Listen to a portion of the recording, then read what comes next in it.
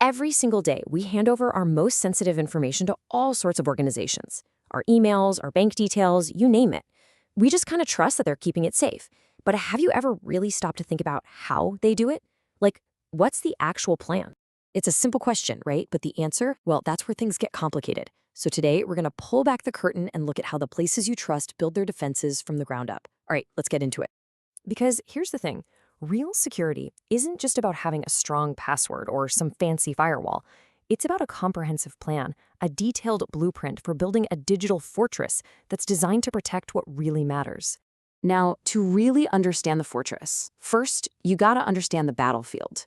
For any organization today, cyber attacks aren't just a possibility. They are a constant 24/7 reality. It's a fundamental part of doing business.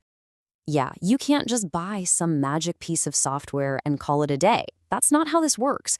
True security is a whole strategy, a way of thinking that has to be woven into the very fabric of the organization. So before you can even think about building the walls of this fortress, you have to survey the land and lay a rock-solid foundation. And that's where the core principles of a good cybersecurity strategy really come into play. You see, every single security plan is built on just a few absolutely non-negotiable pillars. These are the things that define the entire structure and pretty much determine whether that fortress is going to stand strong or just crumble. So first up, we have governance. This is really just a straightforward question. Who's in charge? Who has the final say? A good strategy makes it crystal clear that someone, usually a CISO, has the authority from the very top, from the CEO, to make the tough calls. Without that, honestly, it's just chaos. Next is risk management. And this part is all about being practical. Look, no organization can protect absolutely everything perfectly. It would cost a fortune. So they have to make smart choices. What are the crown jewels? Is it the customer data? The secret recipe? The goal here isn't to eliminate all risk. That's impossible. It's to manage it intelligently. And that brings us to our final pillar, integration. Trying to bolt security on after a system is already built, it's like trying to redesign a bridge while cars are still driving over it. It's a mess, it's expensive, and it just doesn't work. Security has to be part of the plan from the very first sketch on the napkin. Okay, so with that foundation in place, now we can look at the master plan itself. This is how that big idea of integration is actually put into practice, project by project, system by system. This is what's called the System Development Lifecycle, or SDLC. Think of it as the roadmap for any new tech project. And notice, security isn't just one step. It's baked into every single phase. Right from the beginning, in requirements, you're asking, how could we get attacked? All the way to the very end, decommission, where you make sure old data is wiped clean so it can't come back to haunt you later. Now, here's a really critical moment. Before any system goes live, after all the testing is done, management has to look at any risks that are still left over and formally sign off on them. This is called accreditation. It's basically a formal statement that says, okay, we see these risks, we understand them, and we're willing to accept them to move forward. Right, so a fortress is way more than just a good blueprint and some stone walls, right? You need skilled guards who know their job. You need solid processes. And, crucially, you need a way to constantly check that the walls are actually holding up. So who are these guards? Well, as you can see here, it's pretty much everyone. From the CEO setting the tone, to the IT teams in the trenches, to the HR department. But look at that last slice. A huge chunk of the responsibility falls on all users.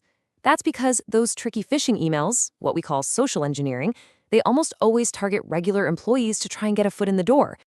So you've built your fortress, you've got your guards, awesome. But how do you prove the walls are strong? How do you know the guards are paying attention? Well, that's where this critical process of assurance comes in. It's all about testing and verification. And assurance really breaks down into two main types. You've got design assurance, which is basically asking, did we build this thing right? Does it match the blueprint? And then you've got operational assurance, which is all about the here and now. It's the constant monitoring that asks, are our defenses working the way they should be right now out in the real world? I absolutely love this quote because it just nails the difference. See, assurance is about verification, making sure you're doing things correctly. But accreditation, that's about validation. It's management stepping back and confirming that the whole strategy, the questions you asked in the first place, were the right ones for the business. You absolutely need both. And you need both because the threat never, ever stops. A digital fortress isn't some monument you build and then just admire from afar. No, it's a structure that has to be actively defended 24/7 against a very smart and very motivated enemy. And let's be perfectly clear about why they're doing this. This isn't just for kicks. It's a business. Cybercrime is a full-blown economy built on one thing: stealing information and turning it into cold, hard cash. And it's a surprisingly sophisticated one at that. Today, this whole economy lives on the dark web. They use cryptocurrencies like Bitcoin to stay anonymous, which is why you always hear about it with ransomware attacks. And yeah, law enforcement can sometimes follow the money using things like blockchain analysis, but it is a constant, high-stakes game of cat and mouse. This is the very real threat every organization is up against. Which brings us right back to the beginning. From governance and risk management to integration, assurance, and accreditation, building a real digital fortress is an incredibly complex, non-stop process. And it leaves us all with one final thought. Are the organizations you deal with every day just checking off boxes on a list, or have they really asked the right questions to build a fortress strong enough to protect you?